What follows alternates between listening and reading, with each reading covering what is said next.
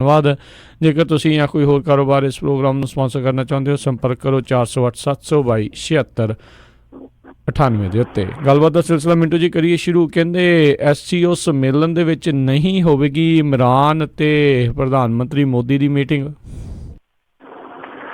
ਦੇਖੋ, ਇਹ ਇੱਕ ਇਮਕਾਨ ਉਦੋਂ ਵਜ੍ਹਾ ਹੈਗਾ ਜਦੋਂ ਕੱਲ ਇਹਨਾਂ ਦੇ ਫੋਰਨ ਸੈਕਟਰੀ ਆ ਜਿਹੜੇ ਪਾਕਿਸਤਾਨ ਵਾਲੇ ਦੇ, ਉਹ ਇੱਧਰ ਆ ਗਏ। ਤਾਂ ਇੱਧਰ ਜਦੋਂ ਆਏ, ਹਾਲਾਂਕਿ ਉਹਨਾਂ ਨੇ ਜਾਮਾ ਮਸਜਿਦ ਦੇ ਵਿੱਚ ਨਮਾਜ਼ ਅਦਾ ਕੀਤੀ ਸੀਗੀ, ਤਾਂ ਵੈਸੇ ਉਹ ਆਏ ਤੇ ਇਸੇ ਕਰਕੇ ਸੀਗੇ ਸ਼ਾਇਦ, ਜਾਂ ਉਹਨਾਂ ਦੇ ਬਾਲ ਬੱਚਾ ਵੀ ਇੱਥੇ, ਕਿਉਂਕਿ ਉਹ ਅਪ੍ਰੈਲ ਦੇ ਵਿੱਚ ਚਲੇ ਗਏ ਸੀ ਇੱਥੋਂ, ਪਹਿਲਾਂ ਉਹ ਹਾਈ ਕਮਿਸ਼ਨਰ ਸੀਗੇ।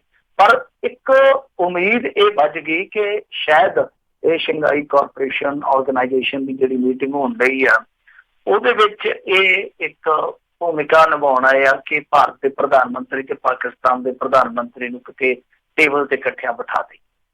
ਤਾਂ ਇਹ ਇੱਕ ਕਿਆਫਾ ਸੀਗਾ, ਉਮੀਦ ਸੀਗੀ ਮੀਡੀਆ ਦੇ ਵਿੱਚ ਕਿ ਸ਼ਾਇਦ ਇਸੇ ਤਰ੍ਹਾਂ ਦਾ ਕੋਈ ਬੰਨ ਨੂੰ ਬੰਨਿਆ ਜਾ ਰਿਹਾ ਤਾਂ ਕਿ ਦੋਵੇਂ ਦੇਸ਼ ਜਿਹੜੇ ਆ ਉਹ ਗੱਲਬਾਤ ਕਰ ਸਕਣ। ਸ਼ੰਘਾਈ ਆਰਗੇਨਾਈਜੇਸ਼ਨ ਦੀ ਜਿਹੜੀ ਮੀਟਿੰਗ ਹੈ ਉਹ ਮੇਰੇ ਖਿਆਲ ਦੇ ਨਾਲ 13-14 ਨੂੰ ਕਿਰਗਿਸਤਾਨ ਦੇ ਵਿੱਚ ਆ। ਤੇ ਸ਼ੰਘਾਈ ਆਰਗੇਨਾਈਜੇਸ਼ਨ ਜਿਹੜਾ ਗਰੁੱਪ ਆ, ਇੱਕ ਐਸਾ ਗਰੁੱਪ ਆ, ਜੇ ਤੁਸੀਂ ਉਹਦੀ ਹਿਸਟਰੀ ਖੋਲੋਗੇ, ਉਹ ਬਣਿਆ ਤੇ ਵੈਸੇ ਇੰਟਰਨਲ ਸਿਕਿਉਰਿਟੀ ਵਾਸਤੇ ਸੀਗਾ, ਅੰਦਰੂਨੀ ਜੋ ਮੱਧ ਏਸ਼ੀਆ ਦੀ ਸਿਕਿਉਰਿਟੀ ਆ, ਅੱਤਵਾਦ ਨੂੰ ਲੈ ਕੇ ਜਾਂ ਡਰੱਗ ਨੂੰ ਲੈ ਕੇ। ਤਾਂ ਉਹਦੇ ਵਿੱਚ ਹੋਇਆ ਕਿ ਬਾਅਦ ਦੇ ਵਿੱਚ ਭਾਰਤ ਵੀ ਸ਼ਾਮਲ ਕਰ ਲਿਆ ਗਿਆ, ਪਾਕਿਸਤਾਨ ਵੀ ਸ਼ਾਮਲ ਕਰ ਲਿਆ ਗਿਆ। ਭਾਰਤ ਨੂੰ ਰੂਸ ਨੇ ਸਪੋਰਟ ਕਰਕੇ ਸ਼ਾਮਲ ਕਰਵਾਇਆ, ਚੀਨ ਨੇ ਬਰੋਬਰ ਪਾਕਿਸਤਾਨ ਨੂੰ ਸ਼ਾਮਲ ਕਰਵਾ ਰਿਹਾ ਸੀਗਾ। ਤਾਂ ਇਹ ਮੇਰੇ ਖਿਆਲ ਦੇ ਨਾਲ 17 ਚ ਪਹਿਲੀ ਦਫਾ ਆਏ ਸੀਗੇ, ਆ ਹੁਣ ਇਹਨਾਂ ਨੂੰ ਤੀਜਾ ਸਾਲ ਆ। ਪਰ ਉੱਥੇ ਇਹ ਇੰਨਾ ਬਹੁਤਾ ਖੁੱਲ ਕੇ ਉਸ ਮੰਚ ਦਾ ਉਪਯੋਗ ਨਹੀਂ ਕਰ ਰਹੇ, ਕਿਉਂਕਿ ਇੰਡੀਆ ਨੂੰ ਜੇ ਤੁਸੀਂ ਦੇਖੋਗੇ, ਇੰਡੀਆ ਇੱਕ ਬਹੁਤ ਵੱਡਾ ਫਾਇਦਾ ਚੁੱਕ ਸਕਦਾ ਮੱਧ ਏਸ਼ੀਆ ਵਿੱਚ ਵਪਾਰ ਨੂੰ ਲੈ ਕੇ। ਤਾਂ ਦੂਸਰੇ ਪਾਸੇ ਜਿੱਦਾਂ ਉਹ ਇੱਕ ਗਰੁੱਪ ਸਥਾਪਿਤ ਹੋਇਆ ਕਿ ਜਿੱਦਾਂ ਨਾਟੋ ਵਾਲਾ ਗਰੁੱਪ, ਵੈਸੇ ਪੱਛਮੀ ਦੇਸ਼ ਤੇ ਉਹਨੂੰ ਨਾਟੋ ਹੀ ਕਹਿ ਦਿੰਦੇ ਆ, ਸ਼ੰਘਾਈ ਕਾਰਪੋਰੇਸ਼ਨ ਨੂੰ। ਤਾਂ ਇਹ ਇੱਕ ਤਰ੍ਹਾਂ ਨਾਲ ਜਿੱਦਾਂ ਉਹਨਾਂ ਨੇ ਆਪਣਾ ਗਰੁੱਪ ਬਣਾਇਆ ਜੁੜ ਕੇ, ਚਾਹੇ ਉਹ ਉਹਨਾਂ ਦਾ ਅੰਦਰੂਨੀ ਸਿਕਿਉਰਿਟੀ ਦਾ ਮਾਮਲਾ, ਚਾਹੇ ਉਹਨਾਂ ਦਾ ਡਰੱਗ ਨਾਲ ਲੜਨ ਦਾ ਮਾਮਲਾ, ਪਰ ਉਹਨਾਂ ਦਾ ਜਿਹੜਾ ਕੰਸਰਨ ਹੈ ਉਹ ਬਹੁਤ ਵਧੀਆ। ਤਾਂ ਕੀ ਉਹ ਇੱਧਰ ਭਾਰਤ ਤੇ ਪਾਕਿਸਤਾਨ ਦੇ ਮਾਮਲੇ 'ਚ ਨਹੀਂ ਵੇਖਿਆ ਜਾ ਸਕਦਾ? ਦੋਵੇਂ ਦੇਸ਼ ਨਹੀਂ ਵੇਖ ਸਕਦੇ? ਤਾਂ ਇਹ ਇੱਕ ਬਹੁਤ ਵੱਡਾ ਸਵਾਲ ਹੈ। ਯਾਨੀ ਇਹ ਆਪੋ ਵਿੱਚ ਦੀ ਪਾਟੇ ਹੋਣ ਕਰਕੇ ਉੱਥੇ ਨੁਕਸਾਨ ਦੋਵੇਂ ਦੇਸ਼ੇ ਚੱਲਦੇ ਪਏ ਆ ਕਿ ਨਾ ਤੇ ਜਿਹੜਾ ਇਹਨਾਂ ਦਾ ਆਪਸੀ ਰਿਸ਼ਤਾ ਉਹ ਸੰਭਲ ਪਾ ਰਿਹਾ, ਔਰ ਦੂਸਰਾ ਕਿ ਜਿਹੜੀ ਓਪਰਚੁਨਿਟੀ ਹੈ ਇੰਡੀਆ ਦੇ ਕੋਲ, ਵਧੀਆ ਓਪਰਚੁਨਿਟੀ ਹੈ ਕਿਉਂਕਿ ਇੰਡੀਆ ਸਮਰੱਥ ਹੈ ਉਸ ਚੀਜ਼ ਦੇ, ਤਾਂ ਉਹ ਵੀ ਫਾਇਦਾ ਜਿਹੜਾ ਉਹ ਨਹੀਂ ਚੁੱਕਿਆ ਜਾ ਰਿਹਾ। ਸੋ ਉਮੀਦ ਜਗੀ ਸੀਗੀ ਕਿ ਸ਼ਾਇਦ ਉੱਥੇ ਇਮਰਾਨ ਖਾਨ ਤੇ ਨਰਿੰਦਰ ਮੋਦੀ ਹੈ ਜਿਹੜੇ ਆਪੋ ਵਿੱਚ ਦੀ ਮੁਲਾਕਾਤ ਕਰਨਗੇ। ਪਰ ਹੁਣ ਜੋ ਸਟੇਟਮੈਂਟ ਆਈ ਆ ਗਵਰਨਮੈਂਟ ਆਫ ਇੰਡੀਆ ਵੱਲੋਂ, ਜਿਹੜੇ ਇਹਨਾਂ ਦੇ ਅਧਿਕਾਰਤ ਬੁਲਾਰੇ ਰਵੀਸ਼ ਕੁਮਾਰ, ਉਹਨਾਂ ਵੱਲੋਂ ਸਾਫ਼ ਕਰ ਦਿੱਤਾ ਗਿਆ ਕਿ ਇਹੋ ਜਿਹੀ ਕੋਈ ਮੀਟਿੰਗ ਨਹੀਂ ਹੋਏਗੀ। ਸੋ ਜਿਹੜੀ ਉਮੀਦ ਸੀ, ਜੋ ਕਿਆਸੇ ਸੀ, ਜੋ ਚਰਚੇ ਸੀਗੇ, ਉਹ ਮੁੱਦੇ ਡਿੱਗ ਪਏ। ਜੀ ਜੀ ਜੀ। ਅਗਲੀ ਜਿਹੜੀ ਆਪਾਂ ਮਿੰਟੂ ਜੀ ਗੱਲ ਕਰਦੇ, ਕਹਿੰਦੇ ਬੰਗਲਾਦੇਸ਼ੀ ਹੀਰੋਇਨ ਨੂੰ ਭਾਜਪਾ ਨੇ ਸ਼ਾਮਲ ਕੀਤਾ ਤੇ ਵਿਵਾਦ ਹੋਇਆ। ਦੇਖੋ, ਅਸਲ ਦੇ ਵਿੱਚ ਕਹਾਣੀ ਕੀ ਆ ਕਿ ਬੰਗਲਾਦੇਸ਼ ਵਿੱਚ ਆਪਾਂ ਅੱਗੇ ਵੀ ਵੇਖਿਆ ਨਾ ਕਿ ਉਹ ਮਾਮਲਾ ਇੱਕ ਭਖਿਆ ਸੀਗਾ। ਉਹਨਾਂ ਦਾ ਇੱਕ ਐਕਟਰ ਇੱਧਰ ਆ ਗਿਆ ਸੀ ਪ੍ਰਚਾਰ ਵਾਸਤੇ, ਤੇ ਚੱਲਦੀ ਕੰਪੇਨ ਦੇ ਵਿੱਚ ਇਹਨਾਂ ਨੇ ਇਤਰਾਜ਼ ਕੀਤਾ ਸੀ, ਸ਼ਾਇਦ ਉਹਦਾ ਨਾ ਫਿਰਦੌਸ ਸੀਗਾ, ਤੇ ਮੁੜ ਕੇ ਉਹਦਾ ਵੀਜ਼ਾ ਜਿਹੜਾ ਉਹ ਖਾਰਜ ਕਰ ਦਿੱਤਾ ਗਿਆ। ਫਿਰ ਉਹਨੂੰ ਉਹਦੇ ਵਤਨ ਪਰਤਾ ਦਿੱਤਾ ਗਿਆ ਸੀਗਾ, ਕਿਉਂਕਿ ਉਹ ਤ੍ਰਿਣਮੂਲ ਦੇ ਜਲੂਸ ਦੇ ਵਿੱਚ ਸ਼ਾਮਲ ਹੋਇਆ ਸੀਗਾ, ਜਿਹਨੂੰ ਕੰਪੇਨ ਦਾ ਆਪਾਂ ਜਲੂਸ ਕਹਿ ਸਕਦੇ ਹਾਂ। ਤੇ ਉਦੋਂ ਬੜਾ ਵਿਵਾਦ ਉੱਠਿਆ। ਫਿਰ ਉਸ ਤੋਂ ਬਾਅਦ ਅਕਸ਼ੇ ਕੁਮਾਰ ਵਾਲੀ ਇੰਟਰਵਿਊ ਆ ਗਈ, ਤੁਹਾਨੂੰ ਚੇਤੇ ਹੋਣਾ, ਤਾਂ ਉਹ ਬੜੀ ਸੱਟ ਤੇ ਸੱਟ ਵੱਜੀ। ਫਿਰ ਲੋਕ ਕਹਿੰਦੇ ਸੀ ਕਿ ਇਹਦੇ ਕੋਲ ਤੇ ਕੈਨੇਡਾ ਦਾ ਪਾਸਪੋਰਟ ਆ, ਤੇ ਭਾਰਤ ਦਾ ਪ੍ਰਧਾਨ ਮੰਤਰੀ ਪੱਤਰਕਾਰਾਂ ਨੂੰ ਲਾਗੇ ਨਹੀਂ ਲੱਗਣ ਦਿੰਦਾ, ਤੇ ਇਹਨੂੰ ਕਾਹਤੋਂ ਇੰਟਰਵਿਊ ਦੇਈ ਜਾਂਦਾ? ਜੇ ਕੋਈ ਬਾਹਰੋਂ ਐਕਟਰ ਆ ਕੇ ਕਿਸੇ ਦੀ ਚੋਣ ਪ੍ਰਚਾਰ ਨਹੀਂ ਕਰ ਸਕਦਾ ਤੇ ਕੀ ਇੰਟਰਵਿਊ ਕਰ ਸਕਦਾ? ਤਾਂ ਉਦੋਂ ਸੋਸ਼ਲ ਮੀਡੀਆ ਤੇ ਮਾਮਲਾ ਕਾਫੀ ਗਰਮ ਰਿਹਾ ਸੀਗਾ। ਪਰ ਹੁਣ ਕਿਉਂਕਿ ਭਾਰਤੀ ਜਨਤਾ ਪਾਰਟੀ ਹੈ ਜਿਹੜੀ ਉਹ ਕੇਂਦਰ ਦੇ ਵਿੱਚ ਜਿੱਤ ਚੁੱਕੀ ਆ, ਔਰ ਇਸ ਤੋਂ ਇਲਾਵਾ ਬੰਗਾਲ ਦੇ ਵਿੱਚ ਉਹਨੇ ਇੱਕ ਗੈਰ ਸਧਾਰਨ ਸਫਲਤਾ ਦਰਜ ਕੀਤੀ ਆ। ਇਹਨਾਂ ਨੇ ਕੀ ਕੀਤਾ ਕਿ ਹੁਣ ਉੱਥੇ ਤੇਜ਼ੀ ਨਾਲ ਜਿਹੜੀ ਉਹ ਸਟ੍ਰੈਟਜੀ ਬਣਾ ਰਹੇ ਆ, ਉਹਦੇ ਤਹਿਤ ਇਹਨਾਂ ਨੇ ਅੰਜੂ ਘੋਸ਼ ਜਿਹੜੀ ਕਿ ਬੰਗਲਾਦੇਸ਼ ਦੀ ਇੱਕ ਐਕਟਰਸ ਆ, ਉਹਨੂੰ ਪਾਰਟੀ 'ਚ ਅਧਿਕਾਰਤ ਤੌਰ ਤੇ ਸ਼ਾਮਲ ਕਰ ਲਿਆ ਵਾ। ਤੇ ਜਿਹੜੀ ਇਹ ਸ਼ਮੂਲੀਅਤ ਹੋਈ ਹੈ ਇਸ ਕਰਕੇ ਵਿਵਾਦਤ ਹੈ। ਹਾਲਾਂਕਿ ਜਿਹੜੀ ਅੰਜੂ ਘੋਸ਼ ਆ ਉਹ ਕੋਲਕਾਤਾ 'ਚ ਰਹਿੰਦੀ ਆ, ਕਿਉਂਕਿ ਹੁਣ ਫਿਲਮਾਂ 'ਚ ਉਹ ਕੰਮ ਘੱਟ ਕਰਦੀ ਆ, ਪਰ ਫਿਰ ਵੀ ਉਹਦੀ ਨਾਗਰਿਕਤਾ ਤੇ ਹਾਲੇ ਵੀ ਅਸਪਸ਼ਟਤਾ ਕਿ ਕੀ ਉਹਨੇ ਬੰਗਲਾਦੇਸ਼ ਦੀ ਨਾਗਰਿਕਤਾ ਛੱਡੀ ਹੈ ਜਾਂ ਨਹੀਂ ਛੱਡੀ। ਉਹਨੂੰ ਸਵਾਲ ਕੀਤਾ ਕਿ ਅੱਜ ਪੱਤਰਕਾਰ ਵੱਲੋਂ, ਤੇ ਉਹਨੇ ਕੋਈ ਸਿੱਧਾ ਸਾਦਾ ਜਵਾਬ ਨਹੀਂ ਦਿੱਤਾ, ਮਤਲਬ ਕਿ ਉਹ ਪਾਸਾ ਹੀ ਵੱਟ ਗਈ, ਤਾਲਾ ਹੀ ਵੱਟ ਗਈ। ਤਾਂ ਹੁਣ ਇਹਨਾਂ ਨੂੰ ਸਾਫ਼ ਕਰਨਾ ਚਾਹੀਦਾ ਕਿ ਉਹਦੇ ਵਿੱਚ ਕੀ ਆ। ਵੈਸੇ ਜੇ ਤੁਸੀਂ ਦੇਖੋਗੇ ਕਿ ਬੰਗਲਾਦੇਸ਼ੀ ਅੰਦਰ ਕਾਤੋਂ ਲਿਆਂਦੇ ਜਾਂਦੇ ਆ, ਪਾਰਟੀਆਂ 'ਚ ਸ਼ਾਮਲ ਕੀਤੇ ਜਾਂਦੇ, ਜਾਂ ਪ੍ਰਚਾਰ ਦੇ ਵਿੱਚ ਉਹਨਾਂ ਨੂੰ ਕਿਉਂ ਸ਼ਿਰਕਤ ਦਾ ਮੌਕਾ ਮਿਲਦਾ, ਤਾਂ ਉਹਦਾ ਉੱਤਰ ਬੜਾ ਸਰਲ ਆ, ਕਿਉਂਕਿ ਬੰਗਲਾਦੇਸ਼ ਦੇ ਵਿੱਚ ਜਿਹੜੀਆਂ ਫਿਲਮਾਂ ਬਣਦੀਆਂ ਨੇ ਉਹ ਬਾਂਗਲਾ 'ਚ ਬਣਦੀਆਂ ਨੇ, ਤਾਂ ਬਹੁਤੀਆਂ ਫਿਲਮਾਂ ਜਿਹੜੀਆਂ ਉਹ ਇੱਧਰ ਬੰਗਾਲ ਦੇ ਵਿੱਚ ਵੀ ਚੱਲਦੀਆਂ। ਮਤਲਬ ਕਿ ਜਿਹੜੇ ਉੱਧਰ ਐਕਟਰ ਮਸ਼ਹੂਰ ਹੁੰਦੇ ਆ, ਪ੍ਰਸਿੱਧ ਹੁੰਦੇ ਆ, ਉਹ ਇੱਧਰ ਦੇ ਲੋਕਾਂ ਦੇ ਵਿੱਚ ਵੀ ਕਾਫੀ ਲੋਕਪ੍ਰਿਯ ਹੁੰਦੇ ਆ, ਕਾਫੀ ਪ੍ਰਸਿੱਧੀ ਹੁੰਦੀ ਹੈ ਉਹਨਾਂ ਦੀ। ਤਾਂ ਉਹ ਚੀਜ਼ ਜਿਹੜੀ ਆ ਉਹ ਇੱਧਰ ਵੀ ਕੈਸ਼ ਕੀਤੀ ਜਾਂਦੀ ਹੈ। ਤੋ ਇਸ ਮਾਮਲੇ ਦੇ ਵਿੱਚ ਹੁਣ ਅੱਗੇ ਪਤਾ ਨਹੀਂ ਕਿਸ ਤਰ੍ਹਾਂ ਦੀ ਸਫਾਈ ਦੇਣਗੇ, ਪਰ ਕਾਫੀ ਵਿਵਾਦ ਭਖਿਆ ਹੋਇਆ ਇਸ ਸ਼ਮੂਲੀਅਤ ਨੂੰ ਲੈ ਕੇ। ਜੀ ਜੀ ਜੀ ਅਗਲੀ ਜਿਹੜੀ ਗੱਲ ਕਰਦੇ, ਕਹਿੰਦੇ ਘੱਲੂਘਾਰੇ ਦਿਹਾੜੇ ਦੇ ਉੱਤੇ ਲੁਧਿਆਣੇ ਵਿੱਚ ਸਿੱਖਾਂ ਤੇ ਸ਼ਿਵ ਸੈਨਾ ਦੇ ਕਾਰਕੁਨਾਂ ਦੇ ਦਰਮਿਆਨ ਮਾਹੌਲ ਤਲਖ ਹੋਇਆ। ਦੇਖੋ, ਇਹ ਗੁੰਜਾਇਸ਼ ਰਹਿੰਦੀ ਆ। ਵੈਸੇ ਪਿਛਲੇ ਸਾਲ ਮੇਰੇ ਖਿਆਲ ਦੇ ਨਾਲ ਕੋਈ ਵੀ ਇਸ ਤਰ੍ਹਾਂ ਦੀ ਘਟਨਾ ਨਹੀਂ ਸੀ ਵਾਪਰੀ, ਕੋਈ ਵੀ ਖਬਰ ਨਹੀਂ ਸੀ ਆਈ। ਇਹੋ ਜਿਹੀ ਉਮੀਦ ਐਤਕੀ ਵੀ ਸੀਗੀ ਕਿ ਸ਼ਾਇਦ ਸਾਰਾ ਦਿਨ ਜਿਹੜਾ ਸੁਖਾਵੇਂ ਮਾਹੌਲ 'ਚ ਲੰਘ ਜਾਊਗਾ। ਵੈਸੇ ਸੁਖਾਵਾ ਮਾਹੌਲ ਤਾਂ ਸਾਡਾ ਮਾਹੌਲ ਤੇ ਗਮਗੀਨ ਨਹੀਂ ਹੁੰਦਾ, ਕਿਉਂਕਿ ਇਹ ਮੌਕਾ ਹੀ ਇਸ ਤਰ੍ਹਾਂ ਦਾ ਹੁੰਦਾ, ਪਰ ਫਿਰ ਵੀ ਲੜਾਈ ਝਗੜੇ ਪੱਖੋਂ ਸੁਖਾਵਾ ਮਾਹੌਲ ਆਖਿਆ ਜਾ ਸਕਦਾ ਵਾ। ਤੇ ਅੱਜ ਪਹਿਲਾਂ ਤੇ ਉੱਥੇ ਦਰਬਾਰ ਸਾਹਿਬ ਦੇ ਵਿੱਚ ਜਿਸ ਤਰ੍ਹਾਂ ਹੁੰਦਾ, ਪਿਛਲੇ ਸਾਲ ਨਹੀਂ ਸੀ ਹੋਇਆ, ਉਦੋਂ ਪਿਛਲੇ ਸਾਲ ਹੋ ਗਿਆ ਸੀਗਾ, ਉਦਾਂ ਦਾ ਮਾਹੌਲ ਬਣਿਆ। ਇੱਕ ਤੇ ਉੱਥੇ ਦੇਖਣ ਨੂੰ ਇਹ ਚੀਜ਼ ਮਿਲੀ ਕਿ ਗਿਆਨੀ ਹਰਪ੍ਰੀਤ ਸਿੰਘ ਸੀਗੇ ਜਿਹੜੇ, ਉਹ ਅਚਨਚੇਤੀ ਸੰਦੇਸ਼ ਦੇਣ ਆਏ। ਮਤਲਬ ਕਿ ਜਿੱਦਾਂ ਇੱਕ ਅਨਾਊਂਸਮੈਂਟ ਹੁੰਦੀ ਹੈ ਬਕਾਇਦਾ ਕਿ ਜਥੇਦਾਰ ਜੀ ਆਉਣਗੇ, ਹੁਣ ਸਾਧ ਸੰਗਤ ਨੂੰ ਸੰਦੇਸ਼ ਦੇਣਗੇ ਕੌਮ ਨੂੰ, ਇਸ ਤਰ੍ਹਾਂ ਦੀ ਕੋਈ ਅਨਾਊਂਸਮੈਂਟ ਨਹੀਂ ਹੋਈ, ਯਕਦਮ ਉਹਨਾਂ ਦੀ ਐਂਟਰੀ ਕਰਵਾਈ ਗਈ। ਤਾਂ ਫਿਰ ਉੱਥੇ ਵੀ ਵਿਰੋਧ ਹੋਇਆ, ਕਿਉਂਕਿ ਇਹ ਵੀ ਇੱਕ ਉਤਸੁਕਤਾ ਸੀਗੀ ਨਾ ਕਿ ਗਿਆਨੀ ਹਰਪ੍ਰੀਤ ਸਿੰਘ ਨੂੰ ਕੀ ਪ੍ਰਵਾਨ ਕੀਤਾ ਜਾਂਦਾ, ਜਾਂ ਗਿਆਨੀ ਗੁਰਬਚਨ ਸਿੰਘ ਵਾਂਗੂ ਉਹਦਾ ਵੀ ਵਿਰੋਧ ਕੀਤਾ ਜਾਊਗਾ। ਤਾਂ ਉੱਥੇ ਫਿਰ ਨਾਅਰੇਬਾਜ਼ੀ ਹੋਈ। ਤੁਹਾਨੂੰ ਪਤਾ ਹੀ ਆ ਕਿ ਖਾਲਿਸਤਾਨ ਪੱਖੀ ਲੋਕ ਜਿਹੜੇ ਆ ਉੱਥੇ ਨਾਅਰੇ ਲਾਉਂਦੇ ਆ। ਤਾਂ ਇਸ ਚੀਜ਼ ਨੂੰ ਲੈ ਕੇ ਟਾਸਕ ਫੋਰਸ ਜਿਹੜੀ ਸੀਗੀ ਉਹ ਟਕਰਾਈ ਆ, ਕੁਛ ਹਿਲਜੁਲ ਹੋਈ ਆ। ਵੈਸੇ ਕੁਛ ਮੀਡੀਆ ਅਦਾਰੇ ਵਧਾ ਚੜਾ ਕੇ ਕਹਿੰਦੇ ਕਿ ਪੱਗਾਂ ਉਤਰ ਗਈਆਂ, ਐਸਾ ਕੁਛ ਨਹੀਂ ਹੈ। ਇੱਕ ਪੱਤਰਕਾਰ ਨੇ ਕਿਹਾ ਕਿ ਮੈਂ ਉੱਥੇ ਪ੍ਰਤੱਖਦਰਸ਼ੀ ਸੀਗਾ, ਤਾਂ ਇੱਕ ਬੰਦੇ ਦੀ ਪੱਗ ਉਤਰੀ, ਉਹ ਵੀ ਧੱਕਾ ਮੁੱਕੀ ਚ ਉਤਰੀ ਆ, ਕੋਈ ਕਿਸੇ ਨੇ ਜਾਣ ਕੇ ਨਹੀਂ ਉਤਾਰੀ। ਤਾਂ ਇਸ ਤਰ੍ਹਾਂ ਦਾ ਮਾਹੌਲ ਜ਼ਰੂਰ ਬਣਿਆ। ਹਾਲਾਂਕਿ ਜਿਹੜੇ ਹੈਗੇ ਸੀਗੇ ਮਨ ਸਾਹਿਬ, ਧਿਆਨ ਸਿੰਘ ਮਨ ਸਾਹਿਬ, ਉਹ ਵੀ ਉੱਥੇ ਗਏ ਸਨ। ਉਹਨਾਂ ਨੇ ਵੀ ਸੰਦੇਸ਼ ਪੜ੍ਹਨਾ ਸ਼ੁਰੂ ਕੀਤਾ। ਜਦੋਂ ਉਹਨਾਂ ਨੇ ਸੰਦੇਸ਼ ਪੜ੍ਹਨਾ ਸ਼ੁਰੂ ਕੀਤਾ ਤਾਂ ਫਿਰ ਸਪੀਕਰ ਸੀਗੇ ਜਿਹੜੇ, ਉਹਨਾਂ ਦੇ ਵਿੱਚ ਗੁਰਬਾਣੀ ਉੱਚੀ ਆਵਾਜ਼ ਦੇ ਵਿੱਚ ਕਰ ਦਿੱਤੀ ਗਈ। ਉਹ ਕਹਿੰਦੇ ਆ ਕਿ ਮੇਰੇ ਨਾਲ ਧੱਕਾ ਮੁੱਕੀ ਵੀ ਕੀਤੀ ਆ। ਇਸ ਤਰ੍ਹਾਂ ਦਾ ਮਾਹੌਲ ਉੱਥੇ ਵੀ ਬਣਿਆ ਰਿਹਾ, ਪਰ ਬਹੁਤਾ ਜ਼ਿਆਦਾ ਸਟ੍ਰੈਸ ਵੇਖਣ ਨੂੰ ਮਿਲਿਆ ਲੁਧਿਆਣੇ ਦੇ ਵਿੱਚ। ਉੱਥੇ ਕੀ ਸੀਗਾ ਕਿ ਇਹਨਾਂ ਨੇ 2020 ਰੈਫਰੈਂਡਮ ਦੇ ਕੋਈ ਪੋਸਟਰ ਲਗਾਏ ਹੋਏ ਸੀਗੇ, ਤਾਂ ਉਹਨਾਂ ਵੱਲੋਂ ਪਾੜ ਦਿੱਤੇ ਗਏ। ਜਦੋਂ ਉਹ ਪੋਸਟਰ ਪਾੜੇ ਤਾਂ ਇਸ ਚੀਜ਼ ਨੂੰ ਲੈ ਕੇ ਜਿਹੜੀਆਂ ਸਿੱਖ ਜਥੇਬੰਦੀਆਂ ਸੀ, ਉਹਨਾਂ ਦੇ ਕਾਰਕੁਨ ਉਹਨਾਂ ਦੇ ਸਾਹਮਣੇ ਹੋ ਗਏ। ਤਾਂ ਜਦੋਂ ਕਲਕੀ ਹੋਈ ਤਾਂ ਇਸੇ ਦਰਮਿਆਨ ਇੱਕ ਸਿੱਖ ਕਾਰਕੁਨ ਨੇ ਉਹਨਾਂ ਦੇ ਇੱਕ ਬੰਦੇ ਤੇ ਥੱਪੜ ਮਾਰ ਦਿੱਤਾ। ਤਾਂ ਇੱਥੋਂ ਮਾਮਲਾ ਵੱਧ ਗਿਆ। ਫਿਰ ਦੋਵੇਂ ਧਿਰਾਂ ਜਿਹੜੀਆਂ ਸੀਗੀਆਂ ਉਹ ਇੱਕ ਵੇਲੇ ਤੇ ਬਿਲਕੁਲ ਸਾਹਮਣੇ ਆ ਗਈਆਂ, ਪਰ ਪੁਲਿਸ ਨੇ ਕਾਫੀ ਮੁਸਤੈਦੀ ਵਿਖਾਈ। ਚਲੋ ਦੋਵਾਂ ਧਿਰਾਂ ਦਾ ਟਕਰਾਅ ਜਿਹੜਾ ਉਹ ਟਲ ਗਿਆ, ਪਰ ਉੱਥੇ ਕਾਫੀ ਸਟ੍ਰੈਸ ਜਿਹੜੀ ਸੀਗੀ ਉਹ ਸ਼ਾਮ ਤੱਕ ਬਣੀ ਹੋਈ ਸੀਗੀ। ਉਹ ਵੀ ਵੈਸੇ ਇੱਕ ਵੱਖਰਾ ਟ੍ਰੈਂਡ ਹੈ, ਤੁਹਾਨੂੰ ਪਤਾ, ਤਲਵਾਰਾਂ ਜਿਹੜੀਆਂ ਉਹ ਲਹਿਰਾਈਆਂ ਜਾਂਦੀਆਂ, ਉਹ ਚੱਲਣੇ ਜਿਹੜਾ ਉਹ ਕਈ ਵਾਰ ਦੂਸਰੀ ਧਿਰ ਜਿਹੜੀ ਉਹ ਇਤਰਾਜ਼ ਕਰਦੀ। ਉਹ ਕਹਿੰਦੇ ਆ ਕਿ ਇਹਨਾਂ ਨੇ ਸਾਡੇ ਮੰਦਿਰ ਦੇ ਮੂਹਰੇ ਆ ਕੇ ਨਾ ਸਿਰਫ ਤਲਵਾਰਾਂ ਲਹਿਰਾਈਆਂ ਬਲਕਿ ਗੰਦੀਆਂ ਗਾਲਾਂ ਕੱਢੀਆਂ ਨੇ। ਉਹ ਜਾ ਕੇ ਪੁਲਿਸ ਕੋਲ ਸ਼ਿਕਾਇਤ ਕਰ ਰਿਹਾ ਕਿ ਇਹਨਾਂ ਨੇ ਸਾਡੀ ਸਮੱਗਰੀ ਹੈ ਜਿਹੜੀ ਉਹ ਪਾੜੀ ਆ। ਇਸ ਤਰ੍ਹਾਂ ਦਾ ਮਾਹੌਲ ਜਿਹੜਾ ਉਹ ਲੁਧਿਆਣੇ ਦੇ ਵਿੱਚ ਬਣਿਆ ਰਿਹਾ। ਪਰ ਓਵਰਆਲ ਜੇ ਦੇਖੀਏ ਤੇ ਕੋਈ ਅਣਸੁਖਾਵੀ ਵੱਡੀ ਘਟਨਾ ਨਹੀਂ ਵਾਪਰੀ। ਤਾਂ ਉਮੀਦ ਕਰਦੇ ਹਾਂ ਕਿ ਇਹੀ ਚੀਜ਼ ਜਿਹੜੀ ਆ ਉਹ ਰਾਤ ਭਰ ਵੀ ਬਣੀ ਰਹੂਗੀ। ਇੱਕ ਦੋ ਦਿਨ ਹੋਰ ਹੁੰਦੀ ਇਸ ਤਰ੍ਹਾਂ ਦੀ ਥੋੜੀ ਜਿਹੀ ਤਲਖੀ ਮਾਹੌਲ ਦੇ ਵਿੱਚ, ਫਿਰ ਮੁੜ ਕੇ ਸਾਰਾ ਕੁਝ ਸੁਖਾਵਾਂ ਹੋ ਜਾਂਦਾ।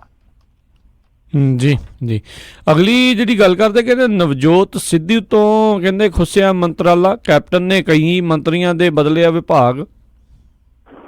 ਹਾਂ ਬਿਲਕੁਲ, ਨਵਜੋਤ ਸਿੱਧੂ ਦਾ ਮੰਤਰਾਲਾ ਤੇ ਪਹਿਲਾਂ ਹੀ ਖਤਰੇ ਹੇਠ ਆ ਗਿਆ ਸੀਗਾ। ਇਹ ਤੇ ਪਤਾ ਹੀ ਸੀਗਾ ਕਿ ਭਾਣਾ ਵਰਤਣਾ ਹੀ ਵਰਤਣਾ। ਖੈਰ ਮੇਰੇ ਖਿਆਲ ਦੇ ਨਾਲ ਨਵਜੋਤ ਸਿੱਧੂ ਕੋਈ ਘਾਟੇ 'ਚ ਨਹੀਂ ਰਿਹਾ। ਵੈਸੇ ਅੱਜ ਕੈਬਨਿਟ ਦੀ ਮੀਟਿੰਗ ਸੀਗੀ, ਕੈਬਨਿਟ ਦੀ ਮੀਟਿੰਗ ਦੇ ਵਿੱਚ ਇਹਨਾਂ ਨੇ ਫੈਸਲੇ ਤੇ ਕੁਝ ਹੋਰ ਲਏ ਆ, ਪਰੰਤੂ ਨਵਜੋਤ ਸਿੱਧੂ ਦਾ ਹੀ ਮਾਮਲਾ ਜਿਹੜਾ ਉਹ ਛਾਇਆ ਰਿਹਾ। ਉਹਦੇ 'ਚ ਕੀ ਸੀਗਾ ਕਿ ਨਵਜੋਤ ਸਿੱਧੂ ਕੈਬਨਿਟ ਦੀ ਮੀਟਿੰਗ ਦੇ ਵਿੱਚ ਹਿੱਸਾ ਲੈਣ ਦੀ ਥਾਂ ਤੇ ਪ੍ਰੈਸ ਕਾਨਫਰੰਸ ਕਰਨ ਚਲੇ ਗਿਆ। ਤੇ ਇਹਨਾਂ ਨੇ ਵੈਸੇ ਮੇਰੇ ਖਿਆਲ ਦੇ ਨਾਲ ਹਿੰਦੁਸਤਾਨ ਟਾਈਮਜ਼ ਨੇ ਇਹ ਚੀਜ਼ ਲਾਈ ਆ, ਇਸ ਚੀਜ਼ ਨੂੰ ਆਧਾਰ ਬਣਾ ਕੇ ਖਬਰ ਲਾਈ ਆ ਕਿ ਜਿਹੜਾ ਵਿਭਾਗ ਬਦਲਿਆ ਗਿਆ ਉਹ ਇਸੇ ਕਰਕੇ ਬਦਲਿਆ ਗਿਆ ਕਿਉਂਕਿ ਨਵਜੋਤ ਸਿੱਧੂ ਨੇ ਅਨੁਸ਼ਾਸਨਹੀਣਤਾ ਕੀਤੀ ਆ। ਮਤਲਬ ਕਿ ਮੀਟਿੰਗ 'ਚ ਭਾਗ ਲੈਣ ਦੀ ਥਾਂ ਤੇ, ਹਿੱਸਾ ਲੈਣ ਦੀ ਥਾਂ ਤੇ ਉਹਨੇ ਜਾ ਕੇ ਉੱਥੇ ਬਰੋਬਰ ਪ੍ਰੈਸ ਕਾਨਫਰੰਸ ਕਰ ਲਈ ਆ। ਸੋ ਦੂਜੇ ਪਾਸੇ ਜੋ ਮੰਤਰਾਲਿਆਂ ਦਾ ਇਹ ਰੱਦੋ ਬਦਲ ਹੋਇਆ ਉਹਦੇ ਵਿੱਚ ਮੈਂ ਸਮਝਦਾ ਕਿ ਨਵਜੋਤ ਸਿੱਧੂ ਕੋਈ ਘਾਟੇ 'ਚ ਨਹੀਂ ਰਿਹਾ, ਕਿਉਂਕਿ ਇਹਦੇ ਕੋਲ ਜਿਹੜਾ ਸਥਾਨਕ ਸਰਕਾਰਾਂ ਦਾ ਮਹਿਕਮਾ ਸੀਗਾ ਉਹ ਖੋਲਿਆ ਗਿਆ ਤੇ ਉਹਦੀ ਥਾਂ ਤੇ ਇਹਨੂੰ ਦਿੱਤਾ ਗਿਆ ਪਾਵਰ ਦਾ ਮਹਿਕਮਾ। ਸੋ ਉਹ ਜਿਹੜਾ power, new and renewable energy sources ਹੁੰਦੀ ਹੈ, ਜਿਹੜਾ ਉਹ ਸਾਰੇ ਡਿਪਾਰਟਮੈਂਟ ਜਿਹੜੇ ਉਹ ਇਹਦੇ ਕੋਲ ਰਹਿਣਗੇ। ਮੇਰੇ ਖਿਆਲ ਦੇ ਨਾਲ ਇਹ ਬਹੁਤ ਵੱਡਾ ਮੰਤਰਾਲਾ ਵਾ। ਜੇ ਆਪਾਂ ਦੇਖੀਏ ਸਥਾਨਕ ਸਰਕਾਰਾਂ ਦਾ ਮਾਮਲਾ ਜਿਹੜਾ ਉਹ ਸਿਰਫ ਸ਼ਹਿਰਾਂ ਤੱਕ ਸੀਮਤ ਆ, ਤੇ ਜੇ ਪਾਵਰ ਕਾਮ ਦਾ ਦੇਖੀਏ ਤੇ ਉਹ ਤੇ ਘਰ ਘਰ ਤੱਕ ਆ। ਸੋ ਨਵਜੋਤ ਸਿੱਧੂ ਦੀ ਰੀਚ ਮੇਰੇ ਖਿਆਲ ਦੇ ਨਾਲ ਵਧੀ ਆ। ਮੈਂ ਤੇ ਅੱਗੇ ਹੱਸਣ ਡਿਆ, ਮੈਂ ਨਵਜੋਤ ਸਿੱਧੂ ਦਾ ਵੈਸੇ ਭਗਤ ਨਹੀਂ ਹੈਗਾ ਜਿੱਦਾਂ ਕੁਛ ਲੋਕ ਬਣ ਜਾਂਦੇ ਆ, ਪਰ ਕੈਪਟਨ ਅਮਰਿੰਦਰ ਸਿੰਘ ਦੇ ਪੇਜ ਤੇ ਮੈਂ ਜਾ ਕੇ ਉੱਥੇ ਟਿੱਪਣੀ ਵੀ ਕੀਤੀ ਆ। ਮੈਂ ਕਿਹਾ ਜੀ ਚੰਗਾ ਹੋਵੇ ਸਿੱਧੂ ਤੇ 2 ਰੁਪਏ ਯੂਨਿਟ ਕਰ ਦੇਵੇ ਸੀ, ਕਿਉਂਕਿ ਤੁਸੀਂ ਤਗਮਾ ਤੇ ਆਹੀ ਦੇਣਾ ਨਾ, ਤਗਮਾ ਤੇ ਆਹੀ ਦੇਣਾ। ਫਿਰ ਹੁਣ ਤੁਸੀਂ ਇੱਕ ਚੀਜ਼ ਹੋਰ ਵੇਖੋ, ਜਿਹੜਾ ਮੰਤਰਾਲਿਆਂ ਦਾ ਰੱਦੋ ਬਦਲ ਕੀਤਾ, 20 ਮੰਤਰਾਲੇ ਇਸ ਤਰ੍ਹਾਂ ਦੇ ਆ ਜਿਹੜਾ ਕੈਪਟਨ ਅਮਰਿੰਦਰ ਸਿੰਘ ਇਕੱਲਾ ਹੀ ਰੱਖੀ ਬੈਠਾ। ਅੱਗੇ ਜਦੋਂ ਪਿਛਲੀ ਸਰਕਾਰ ਚੱਲਦੀ ਹੁੰਦੀ ਸੀਗੀ ਤੇ ਉਦੋਂ ਇਹ ਬਾਦਲ ਪਰਿਵਾਰ ਨੂੰ ਆਉਂਦੇ ਸੀਗੇ ਕਿ ਇਹਨਾਂ ਦੇ ਕੋਲ ਇੰਨੇ ਮੰਤਰਾਲੇ ਆ, ਇਹ ਬਾਦਲ ਪਰਿਵਾਰ ਹੀ ਸਾਂਭੀ ਬੈਠਾ। ਤੇ ਮੈਂ ਕਿਹਾ ਹੁਣ ਤੁਸੀਂ ਇਕੱਲੇ ਹੀ ਸਾਰੇ ਮੰਤਰਾਲਿਆਂ ਤੇ ਚਾਦਰ ਪਾਈ ਬੈਠੇ ਹੋ, ਹੁਣ ਕੀ ਆ? ਬੋਲਦਿਆਂ ਤੁਹਾਨੂੰ ਸਾਹ ਚੜਦਾ ਕਿ 20 ਮੰਤਰਾਲਿਆਂ ਦੇ ਨਾਲ, 20 ਮਹਿਕਮਿਆਂ ਦੇ ਨਾਲ ਤੁਸੀਂ ਨਿਆਂ ਕਰ ਸਕਦੇ ਹੋ? ਇਹ ਗੱਲ ਸੋਚਣ ਵਿਚਾਰਨ ਵਾਲੀ ਹੈ। ਖੈਰ ਰੱਦੋ ਬਦਲ ਸਾਰਿਆਂ ਦਾ ਕੀਤਾ, ਉਹ ਬਹਾਨਾ ਬਣਾਉਣਾ ਹੀ ਸੀਗਾ, ਕਿਉਂਕਿ ਜੇ ਨਵਜੋਤ ਸਿੱਧੂ ਕੱਲਿਆਂ ਦਾ ਉਹ ਕਰਦੇ ਤਾਂ ਫਿਰ ਮੇਰੇ ਖਿਆਲ ਦੇ ਨਾਲ ਇਹ ਥੋੜਾ ਜਿਹਾ ਬੈਕਫੁੱਟ ਤੇ ਚਲੇ ਜਾਂਦੇ, ਕੁਛ ਵਿਰੋਧਤਾ ਜ਼ਿਆਦਾ ਹੁੰਦੀ। ਪਰ ਹੁਣ ਇਹਨਾਂ ਨੇ ਆਨੇ ਬਾਨੇ ਸਾਰਾ ਕੁਛ ਹੈ ਜਿਹੜਾ ਉਹ ਠੀਕ ਕਰਨ ਦਾ ਯਤਨ ਕੀਤਾ। ਪਰ ਜਿਸ ਤਰੀਕੇ ਨਾਲ ਅੱਜ ਨਵਜੋਤ ਸਿੱਧੂ ਨੇ ਪ੍ਰੈਸ ਕਾਨਫਰੰਸ ਕੀਤੀ ਹੈ, ਜਿਸ ਤਰੀਕੇ ਦੇ ਨਾਲ ਉਹਨੇ ਫਿਰ ਖੁੱਲੀ ਬਿਆਨਬਾਜ਼ੀ ਕੀਤੀ, ਉਹ ਤੋਂ ਲੱਗਦਾ ਕਿ ਇਹ ਝਗੜਾ ਛੇੜਾ ਜਿਹੜਾ ਉਹ ਇੱਥੇ ਨਿਬੜਨਾ ਨਹੀਂ ਹੈ, ਇਹ ਅਜੇ ਦੂਰ ਤੱਕ ਜਾਊਗਾ। ਕਿੰਨੀ ਦੂਰ ਤੱਕ ਜਾਂਦਾ ਹੈ, ਦੋਵਾਂ ਚੋਂ ਕਿਹਦੇ 'ਚ ਜ਼ਿਆਦਾ ਦਮਖਮ ਆ ਉਹ ਸਮਾਂ ਤੈਅ ਕਰੂਗਾ। ਪਰ ਇਹ ਪੱਕਾ ਨਿਸ਼ਚਿਤ ਹੈ, ਸੁਨਿਸ਼ਚਿਤ ਆ ਕਿ ਇਹ ਝਗੜਾ ਜਿਹੜਾ ਉਹ ਅੱਗੇ ਵਧੂਗਾ ਹੀ ਵਧੂਗਾ। ਜੀ ਜੀ। ਅਗਲੀ ਜਿਹੜੀ ਮਿੰਟੂ ਜੀ ਗੱਲ ਕਰਦੇ ਆ ਵੀ ਆਵਾ ਉੱਤਿਆ ਪਿਆ ਆ ਮੋਗੇ ਦੇ ਵਿੱਚ 2 ਸਾਲਾ ਬੱਚੀ ਦੇ ਨਾਲ 55 ਸਾਲਾ ਇੱਕ ਬੇਗੈਰਤ ਨੇ ਕੀਤਾ ਰੇਪ, ਲੋਕਾਂ ਨੇ ਚਾੜਿਆ ਕਟਾਪਾ। ਦੇਖੋ ਜਿਹੜਾ ਇਹ ਮਾਮਲਾ ਵਾ ਇਹ ਪੰਜਾਬ ਦੇ ਵਿੱਚ ਮੇਰੇ ਖਿਆਲ ਦੇ ਨਾਲ 1 ਹਫ਼ਤੇ ਦੇ ਅੰਦਰ ਅੰਦਰ ਦੂਸਰਾ ਮਾਮਲਾ, ਜਦੋਂ ਮਾਸੂਮ ਬੱਚੀਆਂ ਦੇ ਨਾਲ ਬਲਾਤਕਾਰ ਕੀਤੇ ਗਏ ਆ, ਯਾਨੀ ਇਹ ਦੂਸਰਾ ਮਾਮਲਾ ਹੈ। ਇਹ ਰੇਪ ਦੀ ਜਿਹੜੀ ਘਟਨਾ ਉਹ ਮੋਗੇ ਦੇ ਵਿੱਚ ਵਾਪਰੀ ਆ। ਕੋਈ ਬਾਰੀ ਔਰਤ ਸੀਗੀ ਜੋ ਆਪਣੇ ਪਰਿਵਾਰ ਦੇ ਨਾਲ ਇੱਥੇ ਆਈ ਹੋਈ ਸੀਗੀ, ਉਹ ਜਿੱਦੇ ਘਰੇ ਆਈ ਸੀਗੀ ਉਹਦੇ ਗਵਾਂਢ ਦੇ ਵਿੱਚ ਕੋਈ ਬਜ਼ੁਰਗ ਸੀਗਾ 55-56 ਸਾਲ ਦਾ, ਤੇ ਉਹ ਇਸ ਬੱਚੀ ਨੂੰ ਚੁੱਕ ਕੇ ਲੈ ਗਿਆ ਖਡਾਉਣ ਦੇ ਬਹਾਨੇ ਜਾਂ ਕੁਛ ਦਿਲਾਉਣ ਦੇ ਬਹਾਨੇ। ਬਾਅਦ ਦੇ ਵਿੱਚ ਜਦੋਂ ਪਰਤਿਆਂ ਦੀ ਇਹ ਲੱਭਦੇ ਗਏ ਤੇ ਫਿਰ ਸਾਰੀ ਹੋਣੀ ਦਾ ਪਤਾ ਲੱਗਿਆ ਕਿ ਇਹ ਬਜ਼ੁਰਗ ਤੇ ਅਸਲ ਦੇ ਵਿੱਚ ਬਜ਼ੁਰਗੀ ਦੀ ਖੱਲ ਹੇਠਾਂ ਛੁਪਿਆ ਇੱਕ ਭੇੜੀਆ ਸੀਗਾ, ਇੱਕ ਬਘਿਆੜ ਸੀਗਾ। ਇਹਨੂੰ ਗ੍ਰਿਫਤਾਰ ਕਰ ਲਿਆ ਗਿਆ, ਖਾਸੀ ਕੁੱਟਮਾਰੇ ਦੀ ਵੀ ਕੀਤੀ ਗਈ ਆ ਔਰ ਕਾਫੀ ਲਹੂ ਲੁਹਾਨ ਹੋਇਆ ਪਿਆ, ਤਸਵੀਰਾਂ ਦੇ ਵਿੱਚ ਦਿਖਾਈ ਜਾਂਦਾ। ਸੋ ਇਹ ਸਾਰਾ ਕੁਛ ਵਾਪਰਿਆ।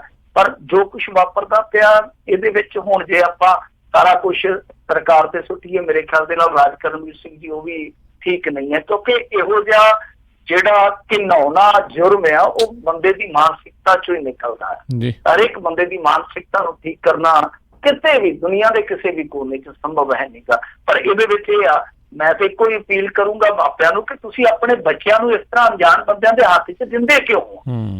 ਚਾਹੇ ਤੁਸੀਂ ਬਾਹਰੀ ਹੋ, ਪੂਰਬੀ ਹੋ, ਚਾਹੇ ਪੰਜਾਬੀ ਹੋ, ਚਾਹੇ ਗੈਰ ਪੰਜਾਬੀ ਹੋ, ਕਿਤੋਂ ਦੇ ਵੀ ਆ, ਜੇ ਤੁਸੀਂ ਇੱਥੇ ਆਏ ਹੋ ਜਾਂ ਪੰਜਾਬ ਤੋਂ ਬਾਹਰ ਜਾਂਦੇ ਹੋ ਕਿਤੇ, ਮੈਂ ਤਾਂ ਇੱਥੋਂ ਤੱਕ ਸਮਝਦਾ ਕਿ ਘਰ ਦੇ ਵਿੱਚ ਵੀ ਬੱਚਿਆਂ ਨੂੰ ਇਸ ਤਰ੍ਹਾਂ ਦਾ ਮਾਹੌਲ ਦੇਣਾ ਚਾਹੀਦਾ ਹੈ ਕਿ ਉਹ ਬਹੁਤਾ ਰਿਸ਼ਤੇਦਾਰਾਂ ਦੇ ਵੀ ਲਾਗੇ ਨਾ ਜਾਣ। ਜਿਹੜਾ ਬੰਦਾ ਕੋਈ ਇਸ ਤਰ੍ਹਾਂ ਦਾ ਉਹ ਵੈਸੇ ਤੇ ਘਟਨਾਵਾਂ ਜੇ ਤੁਸੀਂ ਦੇਖੋਗੇ, ਕੱਢ ਕੇ ਦੇਖੋਗੇ ਨਾ ਡਾਟਾ ਇੰਡੀਆ ਦਾ, ਬਹੁਤੇ ਰੇਪ ਕੇਸ ਜਿਹੜੇ ਹੁੰਦੇ ਆ ਜਾਂ ਜਿਸਮਾਨੀ ਛੇੜਛਾੜ ਤੇ ਹੁੰਦੇ ਆ ਉਹ ਜਾਣ ਪਛਾਣ ਜਾਂ ਰਿਸ਼ਤੇਦਾਰਾਂ ਵੱਲੋਂ ਹੀ ਅੰਜਾਮ ਦਿੱਤੇ ਜਾਂਦੇ। ਸੋ ਇਹ ਚੀਜ਼ ਜਿਹੜੀ ਆ ਉਹ ਸਾਡੇ ਮਾਪਿਆਂ ਨੂੰ ਯਕੀਨੀ ਬਣਾਉਣੀ ਪਊਗੀ ਕਿ ਇਤਬਾਰ ਕਿਸੇ ਦਾ ਨਾ ਕੀਤਾ ਜਾਵੇ, ਖਾਸ ਤੌਰ ਤੇ ਉਦੋਂ ਤੱਕ ਜਦੋਂ ਤੱਕ ਬੱਚਾ ਇਹਨਾਂ ਚੀਜ਼ਾਂ ਨੂੰ ਸਮਝਦਾ ਨਹੀਂ ਹੈ। ਜੀ ਜੀ ਬਿਲਕੁਲ, ਪ੍ਰੀਡੇਟਰ ਦੇ ਭੇੜੀਏ ਆ, ਇਹੀ ਰਿਸ਼ਤੇਦਾਰੀਆਂ ਦੀ ਨਜ਼ਦੀਕੀਆਂ ਦੀ ਹੀ ਉਹਦੀ ਆੜ ਦੇ ਵਿੱਚ ਛਿਪੇ ਹੁੰਦੇ ਨੇ, ਬਚ ਕੇ ਰਹਿਣਾ ਚਾਹੀਦਾ ਹੈ। ਅਗਲੀ ਜਿਹੜੀ ਮਿੰਟੂ ਜੀ ਗੱਲ ਕਰਦੇ ਆ, ਮੁਲਾਜ਼ਮਾਂ ਨੂੰ ਖਾਸ ਬੈਂਕਾਂ ਵਿੱਚ ਖਾਤੇ ਖੁਲਾਉਣ ਦੇ ਹੁਕਮ। ਦੇਖੋ ਇਹ ਬੜੀ ਅਜੀਬੋ-ਗਰੀਬ ਜੀ ਖਬਰ ਆ ਕਿ ਪੰਜਾਬ ਦੇ ਮੁਲਾਜ਼ਮਾਂ ਨੂੰ 10 ਬੈਂਕ ਹੀ ਲਿਸਟਡ ਕਰਕੇ ਦਿੱਤੇ ਗਏ ਕਿ ਭਾਈ ਤੁਸੀਂ ਇਹਨਾਂ ਦੇ ਵਿੱਚੋਂ ਹੀ ਤਨਖਾਹਾਂ ਕਢਾਉਣੀਆਂ ਨੇ। ਮਤਲਬ ਕਿ ਜੇ ਤੁਹਾਡਾ ਇਹਨਾਂ 10 ਦੇ ਵਿੱਚ ਨਹੀਂ ਖਾਤਾ ਤੇ ਤੁਹਾਨੂੰ ਖਾਤਾ ਖੁਲਵਾਉਣਾ ਪਊਗਾ। ਪਰ ਟ੍ਰਿਬਿਊਨ ਨੇ ਜਿਹੜੀ ਖਬਰ ਲਾਈ ਆ ਉਹਦੇ ਵਿੱਚ ਉਹਨਾਂ ਨੇ ਇੱਕ ਚੀਜ਼ ਹੋਰ ਵੀ ਉਜਾਗਰ ਕੀਤੀ ਆ ਕਿ ਅਸਲ ਦੇ ਵਿੱਚ ਮੂੰਹ ਜ਼ੁਬਾਨੀ, ਮਤਲਬ ਕਿ ਲਿਖਤੀ ਪੱਤਰੀ ਤੇ 10 ਹੋ ਗਏ, ਪਰ ਮੂੰਹ ਜ਼ਬਾਨੀ ਇਹ ਕਿਹਾ ਗਿਆ ਕਿ ਭਾਈ 5 ਜਿਹੜੇ ਬੈਂਕ ਖਾਤੇ ਆ ਉਹ ਹੀ ਮੰਨੇ ਜਾਣਗੇ। ਭਾਵੇਂ ਆ ਕਿ ਪੰਜਾਬ ਨੈਸ਼ਨਲ ਬੈਂਕ ਹੋਇਆ, ਪੰਜਾਬ ਐਂਡ ਸਿੰਧ ਬੈਂਕ ਹੋਇਆ, ICICI ਬੈਂਕ ਹੋਇਆ, ਫਿਰ HDFC ਬੈਂਕ ਹੋਇਆ ਜਾਂ ਸਟੇਟ ਕੋਆਪਰੇਟਿਵ ਬੈਂਕ ਹੋਇਆ, ਕਿ ਇਹਨਾਂ ਦੇ ਖਾਤੇ ਹੀ ਜਿਹੜੇ ਆ ਉਹ ਤਨਖਾਹ ਵਾਸਤੇ ਉਹ ਠੀਕ ਮੰਨੇ ਜਾਣਗੇ, ਵਾਜਬ ਮੰਨੇ ਜਾਣਗੇ। ਪਰ ਬੜੀ ਮੈਨੂੰ ਅਜੀਬੋ-ਗਰੀਬ ਜੀ ਗੱਲ ਲੱਗੀ ਹੈ ਇਸ ਖਬਰ ਦੇ ਵਿੱਚ ਇਹ ਆ ਕਿ ਦੇਖੋ ਜੇ ਹੁਣ ਆਪਾਂ ਪੰਜਾਂ ਦੀ ਗੱਲ ਕਰੀਏ, ਜਿਸ ਤਰ੍ਹਾਂ ਇਹਨਾਂ ਨੇ ਦਾਅਵਾ ਕੀਤਾ ਵਾ ਟ੍ਰਿਬਿਊਨ ਵਾਲਿਆਂ ਨੇ ਕਿ ਅਸਲ ਦੇ ਵਿੱਚ ਇਹਨਾਂ 5 ਬੈਂਕਾਂ 'ਚ ਹੀ ਖਾਤਿਆਂ ਦਾ ਹੁਕਮ ਹੋਇਆ, ਤਾਂ ਉਹ 5 ਜਿਹੜੇ ਬੈਂਕ ਆ ਜਿਹੜੇ ਮੈਂ ਤੁਹਾਨੂੰ ਦੱਸੇ ਆ, ਜਿੱਦਾਂ ਨੈਸ਼ਨਲ ਬੈਂਕ ਹੋ ਗਿਆ, ਸਿੰਧ ਬੈਂਕ ਹੋ ਗਿਆ, ICICI ਬੈਂਕ ਹੋ ਗਿਆ, HDFC ਬੈਂਕ ਹੋ ਗਿਆ ਜਾਂ ਸਟੇਟ ਕੋਆਪਰੇਟਿਵ ਬੈਂਕ ਹੋ ਗਿਆ, ਤਾਂ ਉਹਦੇ 'ਚ 2 ਜਿਹੜੇ ਆ ICICI ਤੇ HDFC ਉਹ ਨਿੱਜੀ ਆ। ਮਤਲਬ 5 ਚੋਂ 2 ਬੈਂਕ ਜਿਹੜੇ ਆ ਉਹ ਨਿੱਜੀ ਆ। ਤਾਂ ਇਹ ਬੜੀ ਕਮਾਲ ਦੀ ਗੱਲ ਹੈ, ਕਿਉਂਕਿ ਜਦੋਂ ਇਸ ਤਰ੍ਹਾਂ ਦਾ ਕੋਈ ਫੈਸਲਾ ਲਿਆ ਜਾਂਦਾ ਤਾਂ ਉਹਦੇ ਪਿੱਛੇ ਤੁਹਾਨੂੰ ਪਤਾ ਹੀ ਆ ਕਿ ਜੋ ਨਿੱਜੀ ਖੇਤਰ ਦਾ ਬੋਲਬਾਲਾ, ਤਾਂ ਉਹਦੇ ਵਿੱਚੋਂ ਗੱਫਾ ਪਾਣੀ ਜਿਹੜਾ ਉਹ ਕਿਤੇ ਨਾ ਕਿਤੇ ਗੁੰਜਾਇਸ਼ ਬਣਾਈ ਰੱਖਦਾ। ਸੋ ਇਹ ਚੀਜ਼ ਜਿਹੜੀ ਆ ਟੋਲਣ ਦਾ ਵਿਸ਼ਾ, ਇਹ ਚੀਜ਼ ਜਿਹੜੀ ਆ ਟੋਣ ਦਾ ਵਿਸ਼ਾ ਕਿ ਕੁਝ ਐਸਾ ਤਾਂ ਨਹੀਂ ਹੈ, ਕਿਉਂਕਿ ਬਹੁਤ ਸਾਰੇ ਮੁਲਾਜ਼ਮ ਹੈ ਜਿਹੜੇ ਉਹਨਾਂ 'ਚ ਹਫੜਾ ਦਫੜੀ ਪੈ ਗਈ। ਤੁਹਾਨੂੰ ਪਤਾ ਹੀ ਹੈ, NRI ਬਿਹਤਰ ਜਾਣਦੇ ਆ ਕਿ ਇੱਥੋਂ ਦੇ ਬੈਂਕਿੰਗ ਸੈਕਟਰ ਦੇ ਨਾਲ ਨਜਿੱਠਣਾ ਬਹੁਤ ਮੁਸ਼ਕਲ ਕੰਮ ਆ। ਤੁਹਾਡੇ ਖਾਤੇ ਹੁੰਦੇ ਆ, ਤੁਹਾਡਾ ਅੱਗੇ ਬਹੁਤ ਖਲਾਰਾ ਹੁੰਦਾ, ਜੇ ਤੁਸੀਂ ਇੱਕ ਬੈਂਕ 'ਚੋਂ ਸਮੇਟ ਕੇ ਦੂਸਰੇ 'ਚ ਜਾਂਦੇ ਤਾਂ ਬਹੁਤ ਔਖਾ ਹੋ ਜਾਂਦਾ ਕੰਮ। ਤਾਂ ਉਹ ਸਾਰਿਆਂ ਲਈ ਉਹਦਾ ਹਫੜਾ ਦਫੜੀ ਦਾ ਮਾਹੌਲ ਆ।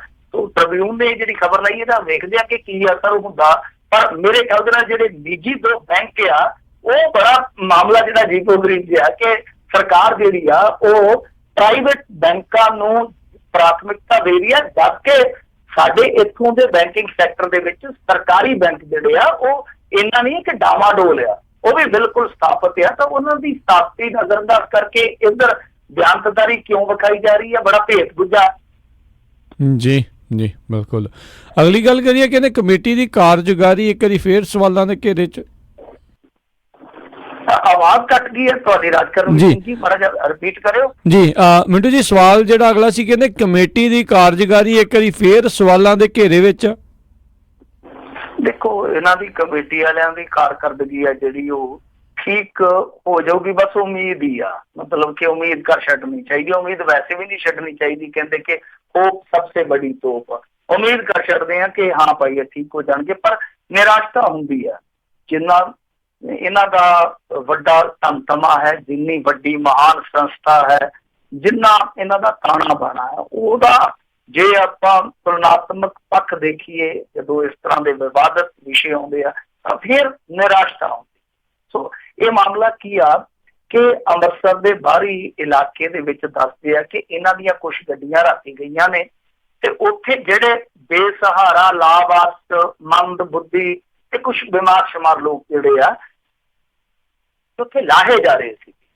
ਤੇ ਜਦੋਂ ਪਿੰਡ ਵਾਲਿਆਂ ਨੇ ਵੇਖਿਆ, ਕਿਉਂਕਿ ਤੁਹਾਨੂੰ ਪਤਾ ਅੱਜ ਕੱਲ੍ਹ ਪੰਜਾਬ ਦੇ ਵਿੱਚ ਇੱਕ ਹੋਰ ਵੀ ਚੱਕਰ ਚੁੰਡਾ ਚੱਲਦਾ ਕਿ ਅਵਾਰਾ ਪਸ਼ੂ ਜਿਹੜੇ ਹੁੰਦੇ ਆ ਨਾ ਉਹ ਗੱਡੀਆਂ 'ਚ ਭਰ ਕੇ ਤੇ ਦੂਜੇ ਪਿੰਡ ਲਾ ਦਿੱਤੇ ਜਾਂਦੇ ਜਾਂ ਦੂਜੇ ਇਲਾਕੇ 'ਚ ਲਾ ਦਿੱਤੇ ਜਾਂਦੇ ਆ। ਤਾਂ ਜਿਹੜੇ ਉੱਥੋਂ ਦੇ ਸਥਾਨਕ ਲੋਕ ਹੁੰਦੇ ਉਹ ਫਿਰ ਮਗਰ ਲੱਗ ਜਾਂਦੇ, ਡਾਂਗਾ ਲੈ ਕੇ ਲਾਂਗੜਾ ਖਿੱਚ ਕੇ। ਤਾਂ ਜਦੋਂ ਉਹਨਾਂ ਨੇ ਵੇਖਿਆ ਗੱਡੀਆਂ ਕਿ ਭਰਾ ਮਾਹੌਲ ਬਣਿਆ ਪਿਆ, ਤਾਂ ਉਹਨਾਂ ਨੇ ਆ ਕੇ ਜਦੋਂ ਲਲਕਾਰਾ ਮਾਰਿਆ, ਉਹ ਕੋਹ ਗੱਡੀਆਂ ਤੇ ਭੱਜ ਗਈਆਂ। ਉਹ ਗੱਡੀਆਂ ਜਿਹੜੀਆਂ ਸੀ ਉਹ ਉਹਨਾਂ ਨੇ ਕਾਬੂ ਕਰ ਲਈਆਂ। ਜਦੋਂ ਬਾਅਦ 'ਚ ਪਤਾ ਲੱਗਿਆ ਕਿ ਇਹ ਗੱਡੀਆਂ ਕਮੇਟੀ ਵਾਲੇ ਆ, ਤਾਂ ਫਿਰ ਮਾਹੌਲ ਜਿਹੜਾ ਉਹ ਕਾਫੀ ਸੋਚਣ ਵਿਚਾਰਨ ਵਾਲਾ ਬਣ ਗਿਆ ਕਿ ਕਮਾਲ ਦੀ ਗੱਲ ਆ ਕਿ ਗੁਰੂ ਘਰ ਦੇ ਵਿੱਚ ਤੇ ਨਿਉਤਿਆਂ ਨੂੰ, ਨਿਆਸਰਿਆਂ ਨੂੰ ਆਸਰਾ ਦਿੱਤਾ ਜਾਂਦਾ, ਇਹ ਧੱਕਾ ਦਿੱਤੀ ਜਾਂਦੇ ਆ। ਫਿਰ ਜਦੋਂ ਮਾਮਲਾ ਮੀਡੀਆ ਪਹੁੰਚਿਆ ਤੇ ਉਹਨਾਂ ਨੇ ਇਹਨਾਂ ਦੇ ਪੱਖ ਜਾਣਨੇ ਸ਼ੁਰੂ ਕੀਤੇ, ਤਾਂ ਕਮੇਟੀ ਵਾਲੇ ਕਹਿੰਦੇ ਕਿ ਦੇਖੋ ਜੀ ਸਾਡੀਆਂ ਗੱਡੀਆਂ ਤਾਂ ਨਾ ਪੁਲਿਸ ਨੇ ਵੰਗਾਰ ਤੇ ਲਈਆਂ ਸਨ, ਕਿਉਂਕਿ ਉਹਨਾਂ ਨੇ ਕਿਹਾ ਸੀਗਾ ਕਿ ਦੇਖੋ ਜੀ ਆਹ ਜਿਹੜੀ ਸਾਧ ਸੰਗਤ ਤੁਹਾਡੀ ਆਈ ਆ ਅਸੀਂ ਫ੍ਰੀ ਦੇ ਵਿੱਚ ਇਹਨਾਂ ਦੀ ਢੋਆਈ ਕਰਾਂਗੇ। ਦੇਖੋ ਇਹਨਾਂ ਦਾ ਤਰਕ। ਤੇ ਜਦੋਂ ਪੁਲਿਸ ਕਮਿਸ਼ਨਰ ਦੇ ਨਾਲ ਗੱਲਬਾਤ ਕੀਤੀ ਗਈ, ਉਹ ਕਹਿੰਦਾ ਕਿ ਨਹੀਂ ਜੀ ਸਾਡੀ ਪੁਲਿਸ ਤੇ ਕੁਝ ਇਹੋ ਜਿਹੇ ਮਾਮਲੇ 'ਚ ਇਨਵੋਲਵ ਹੈ ਹੀ ਨਹੀਂ ਹੈ। ਸੋ ਦੋਵਾਂ 'ਚੋਂ ਹੁਣ ਪਤਾ ਨਹੀਂ ਕੌਣ ਝੂਠ ਬੋਲਦਾ, ਪਰ ਜਿਸ ਤਰ੍ਹਾਂ ਦਾ ਵਤੀਰਾ ਇਹਨਾਂ ਨੇ ਇਹਨਾਂ ਨਿਉਤੇ ਨਿਆਸਰੇ ਬਿਮਾਰ ਸ਼ਮਾਰ ਮੰਦਬੁੱਧੀ ਲੋਕਾਂ ਦੇ ਖਿਲਾਫ ਅਖਤਿਆਰ ਕੀਤਾ, ਬਹੁਤ ਮਾੜਾ ਮੰਦਭਾਗਾ। ਕਿਉਂਕਿ ਦੇਖੋ ਜੇ ਤੁਸੀਂ 6 ਜੂਨ ਦੇ ਮੱਦੇਨਜ਼ਰ ਕੋਈ ਵੇਖਣਾ ਸਿਕਿਉਰਿਟੀ ਰੀਜ਼ਨ ਨਾਲ, ਸਿਕਿਉਰਿਟੀ ਲਿਹਾਜ਼ ਨਾਲ ਕਿ ਹਾਂ ਭਾਈ ਇਹ ਜਗ੍ਹਾ ਖਾਲੀ ਕਰਵਾਈ ਜਾਵੇ, ਤਾਂ ਤੁਸੀਂ ਇਹਨਾਂ ਦਾ ਤੋਂ ਬਦਲਵਾ ਪ੍ਰਬੰਧ ਕਰ ਦਿਓ। ਤੁਹਾਡੇ ਕੋਲ ਕਿਹੜਾ ਉੱਥੇ ਥਾਂ ਥੋੜੀ ਹੈ, ਜਾਂ ਤੁਹਾਡੇ ਕੋਲ ਕਿਹੜਾ ਸਰਮਾਇਆ ਥੋੜਾ।